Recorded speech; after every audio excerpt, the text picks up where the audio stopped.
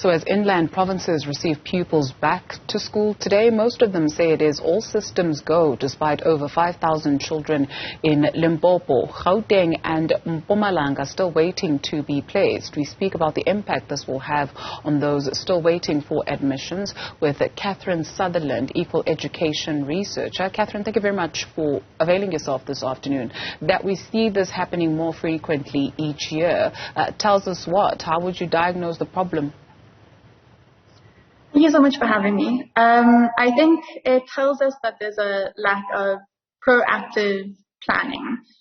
Equal Education has been calling for a forward-looking infrastructure development plan for a year now, and have had very little response from the GDE in terms of actually creating a forward-looking infrastructure plan that takes into account migration and learner growth in Gauteng in particular. Because each and every single year we see in the beginning of the school year, the GDE goes into crisis management thinking that they had already planned sufficiently for the number of learners that they are receiving. But each and every year we know that that isn't the case. But to be fair, on the GDE, they have significantly reduced that number, but there is still a long way to go. Yeah, on those forward-looking infrastructure plans, I mean, whether it's in Mpumalanga or Gauteng, some schools, to the department's credit, are being built, new schools, right? And then you have mobile classrooms also that are added into the mix. Will this go any way in assisting? So mobile classrooms are very much a temporary solution. They don't last very long, and they also aren't especially effective in terms of creating an environment for learning and teaching, especially when, for example, the weather is quite hot or quite cold. Learners end up having to miss school, and they end up tending to break quite easily as well. So in terms of mobile classrooms, not so much, but we do see the GDE implementing a self-build school program, which is a huge step in the right direction and a very creative solution in terms of getting infrastructure out to schools as quickly and cost efficiently as possible. But there are obviously downsides to this in the sense that a school who is allocated funds to build their own classrooms needs to basically have a clean audit, and they need to have the capacity to do that. But often schools don't have that, and so the downside of that particular program is that the district ends up having to get involved, and then we have procurement problems and extended time and increased cost.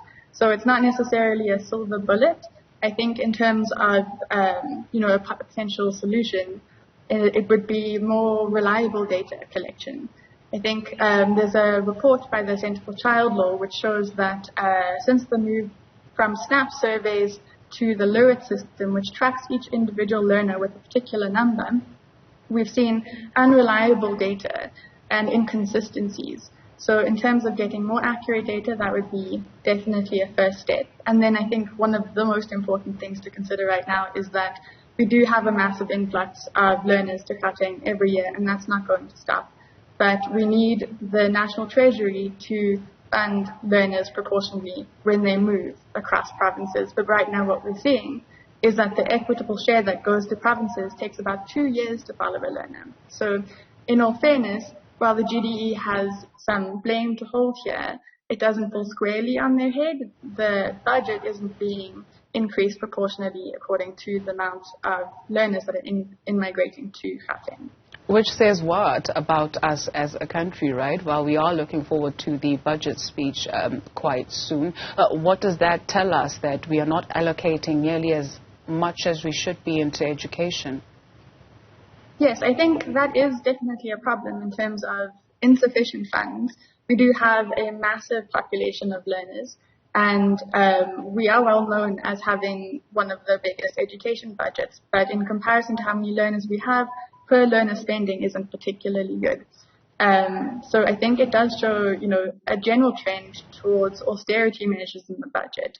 But in terms of having the equitable share move from province to province, it requires more forward planning, because the reason it currently doesn't move as quickly as it needs to is because they can't yank funding from one province to another so quickly without giving them forewarning.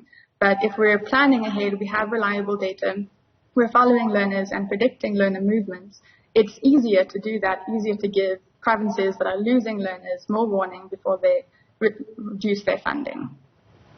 What does your research show, right? So at this time of the year, we'll talk about learners who are not being placed, but what then happens to some of those then who do not find schooling? Some will definitely get placed, but are you aware of those who fall between the cracks?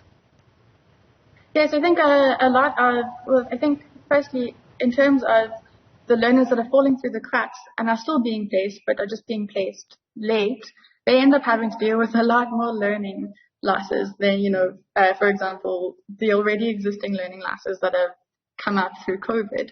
And then teachers end up having to bear that burden. As the NEC says, he wants teachers to be creative about the way of making sure that learners catch up, but these teachers are overburdened and teaching overcrowded classrooms anyway. But the learners that fall through the cracks and don't ever get placed are the ones that end up going to low-fee private schools, which is definitely unfortunate considering the standard might not be the equivalent of a public school, which also has lifelong impacts. Yeah. Katherine, so we are at we are at a district in the south of Johannesburg. My colleague Ninda Mnisi is speaking to a number of parents who are still scrambling for space for their children. One parent in particular pointing out to the fact that they've since enrolled their child at a private school, but it's not a private school, right? So you are called equal education because you're calling for exactly that. How sustainable is this that is happening in South Africa, especially when it comes to education, right? It's unfortunate that the increasing move and sort of, lack of trust in the public education system does result in low-fee private schools popping up and just private schools in general. And the consequence of that is that the public education system isn't as well funded, which is, generally quite a sad thought. And the consequences of that could be huge, especially considering that we don't actually really have any formal regulation of private sector entities in the public basic education system. So regulation of that and making sure that they're actually providing quality education is quite difficult. But yeah, I think the move, it requires a sense of urgency from the GDE, but also possibly interdepartmental cooperation. So you see the GDE constantly complaining that there isn't enough land. And firstly, an audit needs to take place of the existing land. But secondly, in terms of other departments that have set that land aside for public schools, well, schools in general, that particular land needs to be saved for public schools rather than selling it to private entities who are building very quick private schools. So yeah, that is also a thing to consider. Yeah, and those buildings have to be occupied by competent teachers, no? Yes, exactly. I think one of the things that came up in the NEC's briefing yesterday was that he is calling on schools to accept more learners, and which is absolutely fine in the sense that, we'd rather have learners in school than outside of school, but also having overcrowded classrooms.